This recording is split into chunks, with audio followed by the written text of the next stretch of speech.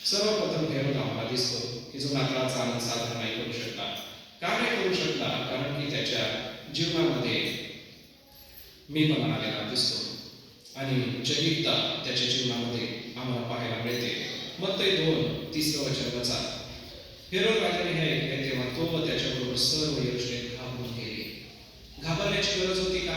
कोणाला घाबरला? राजा हेरोद एका बाळकाला, ज्याचा नुकताच जन्म झालेला आहे, अशाला, ज्याला जन्मून अजून 2 वर्षे झाले नाही, अशा बाळकाला हेरोद घाबरला. का घाबरला? कारण की यहुद्यांचा राजा जन्मास आलाय हे शब्द त्याला लागले. आपली सत्ता निघून जाईल, माझा अधिकार संपून जाईल, लोक आता येशू नावाच्या राजाच्या मागे लागतील असं त्याला वाटलं. त्याच्या मनामध्ये आलं हा येशू नावाचा कोणता राजा आहे हे त्याच्या मनात आलं आणि म्हणून त्याच्या मनामध्ये आलेल्या गोष्टीमुळे तो उद्धारकर्ता जन्मलेला आहे. बसल्या बसल्या त्याला सुवार्ताही कळलेली आहे. बसल्या बसल्या हे जे मागे लोक, अभ्यासक लोक त्याच्याकडे आले, त्यांनी देवाच्या गोष्टी सांगितल्या. आम्ही दूरदेशाहून प्रवास करून आलेलो आहोत, तारेने आम्हाला मार्गदर्शन केलं. एवढं सर मनाचा कठीणपणा. आज प्रियांनो, तुमच्या आणि माझ्या मनात कठीणपणा आहे का? असेल तर तो काढून टाका. कोणाच्या बाबतीत कठीणपणा आहे का मनामध्ये? युनिटी करून ठेवतात, परंतु आमची युनिटी ही सण उत्सवापुरतीच न मर्यादित राहता त्याच्या मागचा अर्थ समजून घ्या की देवाने त्यांना सेवा करायची संधी दिली. नाताळाचा खरा आनंद देवाची सेवा करणं आहे आणि हा देवाची सेवा करण्याचा जो आनंद आहे तो आपल्या जीवनातून दिसून येतो.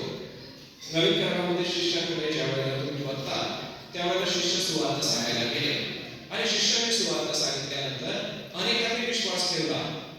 2000, 3000, 5000 लोक प्रभूकडे वळले. शंभराच्या देवळीवरती ज्या वेळेला भाषण झालं त्यावेळेला एवढंच नव्हे तर सुंदर नामे दरवाजाजवळ जो भिकारी भीक मागत होता तो चालू लागला. लंगडा भिकारी तो होता. आणि हेच हे सगळे प्रसंग आहेत ते आम्हाला हे दाखवतात की ज्या वेळेला तुम्हाला देव प्राप्ती होते त्यावेळेला तो आनंद तुमच्या जीवनामधून इतरांना मिळत असतो आणि हा जो आनंद आहे तो आमच्या जीवनातून दिसून आला पाहिजे. ह्या बालकाचं संगोपन करण्याची मोठी जबाबदारी देवाने त्यांच्या जीवनामध्ये दिली. मग आज तुम्ही असं म्हणाल की आम्ही तर गृहिणी आहोत किंवा असं म्हणाल की आम्ही तर जॉबला जातो, आम्हाला कसं काय जमेल देवाची सेवा करणं? तर प्रियांनो, हन्ना नावाची स्त्री आम्हाला ह्या लोकांच्या सुवर्तमानात थोडंसं पुढे गेल्यानंतर दिसतं. आपला जो मूळशास्त्र भाग आहे तो लूक 2 आहे, कृपाकृती तर मी ठेवा आणि त्याच्यामध्ये 36वा वचन बघा. सदृष्टी हन्ना आम्हाला दिसते. तिचं वय 84 वर्षाचं आहे, वृद्ध ती आहे आणि ती उपास आणि प्रार्थना करून मंदिर सोडून न जाता सेवा करते. याचा अर्थ नाताळाचा खरा आनंद सेवा करण्यात आहे. मग तुमचं वय काहीही असो, उपवास करा आणि रुचितो की नाताळाचा खरा आनंद काय आहे? नाताळाचा खरा आनंद देवाची सेवा करणं आहे. त्याचं महत्त्व तुम्हाला आणि मला ठाऊकच आहे. प्रार्थनेमध्ये सदैव जागरूक असा संत पौल आम्हाला शिकवतो. एकमेकांसाठी प्रार्थना करा असंही संत पौलाने आम्हाला सांगितलेलं आहे.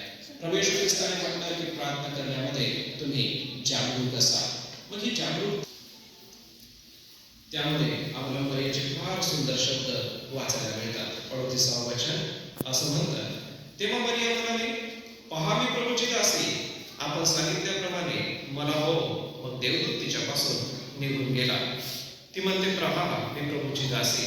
तिला माहित होतं की काय घडणार आहे आणि देवदूताने तिला काय सांगितलं हेही तिला माहित होतं आणि एवढं सगळं तिला माहित असताना तिने देवावर विश्वास ठेवला. आता लूक 1:39 बघा. या ठिकाणी अलिशिबा ही तिची मावस बहीण आहे आणि मावस बहीण असताना अलिशिबेला बाप्तिस्मा करणारा दुसऱ्याचा फायदा करतो.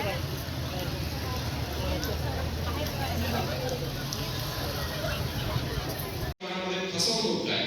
हेरोद हा फार क्रूर व्यक्ती आम्हाला दिसतो, कारण नुकत्याच जन्मलेल्या व 2 वर्षाच्या आतील बालकाची त्याने कत्तल केली. म्हणजे तो किती निर्दयी असेल. जी बालक